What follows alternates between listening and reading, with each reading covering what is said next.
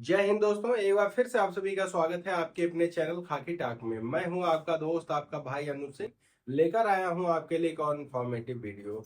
Railway RPF का form जिन बच्चों ने भरा है, ये वीडियो उनके लिए है, क्योंकि एक बहुत ही बड़ा अपडेट निकलकर सामने आ रहा है। पहला ये कि आपका एग्जाम कब होने वाला है, कितने शिफ्ट में होने वाला है, और दूसरा आपका फॉर्म का स्टेटस को लेकर।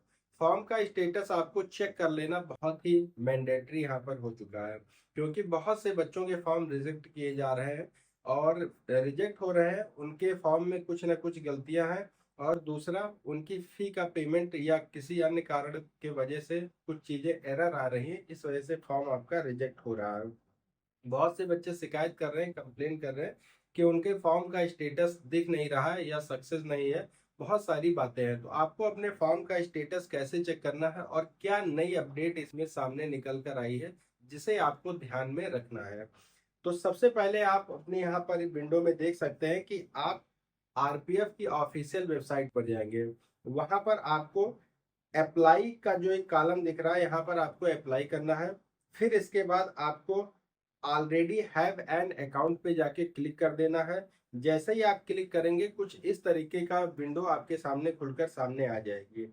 यहाँ अपना रजिस्टर्ड मोबाइल नंबर या फिर जो आपकी मेल आईडी जो आपने बनाई थी उस टाइम पे वो डालनी है, पासवर्ड डालना है, कैप्चा फिल करना है, और उसके बाद में लॉगिन कर देना है। लॉगिन करने के बाद यहाँ मैंने एक स्टूडेंट का फॉर्म लॉगिन किया है। लॉगिन करने के बाद कुछ इस तरीके की विंडो आपके सामने खुलकर दोबारा से आ जाएगी। यहाँ आपको क्या करना है, यहाँ आप एप्लीकेशन हिस्ट्री पर जाएंगे, जो आपका तीसरा कॉलम है।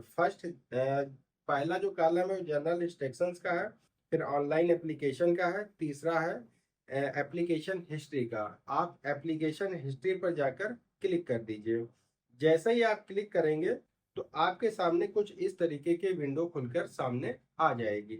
अब यहाँ पर सबसे ज्यादा इम्पोर्टेंट जो बात है वो आपको ध्यान में रखनी है।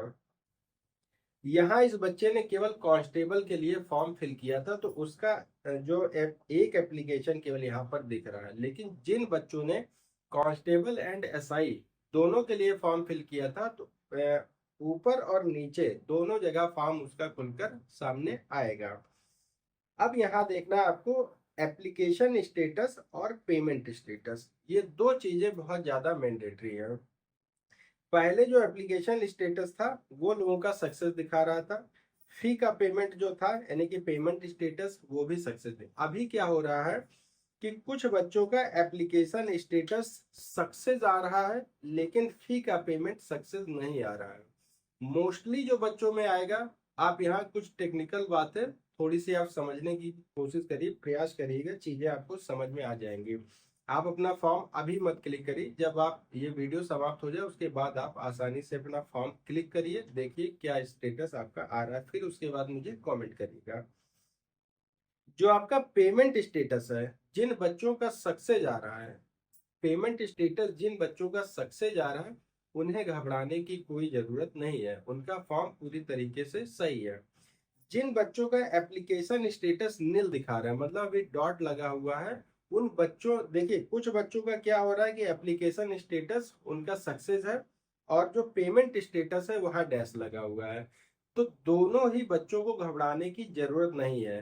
घबराने की जरूरत केवल उन्हें है, या उनका फॉर्म केवल रिजेक्ट हुआ है जहां पेमेंट स्टेटस और एप्लीकेशन स्टेटस दोनों में डैश लगा है, यानी कि दोनों ही नील दिखा रहा है। तो ऐसे बच्चों का फॉर्म पूरी तरीके से रिजेक्ट हो गया है, मतलब अब उन्हें कोई मौका आगे मिलने वाला नहीं है। लेकिन जिन बच्चों में एप्लीकेशन स्टेटस सक्सेस दिखा रहे हैं, यानी कि उनका फॉर्म पूरी तरीके से चेक हो चुका है, सारी प्रोसेस कंप्लीट हो चुकी है, और अब उनका कॉल लेटर जारी होने का पूरी तरीके से संभावना बढ़ गई है, मतलब कि अब फॉर्म में उनकी कोई कमी नहीं है।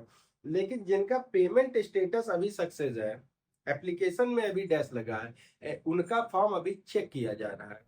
उनका फॉर्म चेक किया जा रहा है, जैसे ही उनका फॉर्म चेक हो जाएगा, सारी क्राइटेरिया फुलफिल हो जाएंगी, तुरंत आपका ये जो स्टेटस है ये एप्लीकेशन स्टेटस में सक्सेस हो जाएगा।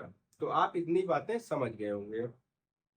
अब दूसरी बात करते हैं कि आपका एग्जाम कब तक होने वाला है। देखिए, अभी कई एग्जाम लगे हुए हैं आरपीएफ के, तो ये मान के चलिए आप, जैसा कि मैंने पहले भी आपको बताया था कि अक्टूबर लास्ट या फिर नवंबर के फर्स्ट वीक में या फर्स्ट हाफ में आपका एग्जाम होने वाला है। ये 100% आप मान के चलिए। और कम से कम 2 शिफ्ट में आपका एग्जाम होगा। कितने शिफ्ट में? 2 शिफ्ट में आपका एग्जाम होगा और कम से कम आपका ये एग्जाम होगा 5 डेज। कम से कम 5 दिन आपका ये एग्जाम होगा। 2 शिफ्ट में, हर दिन 2 शिफ्ट में आपका ये एग्जाम होगा।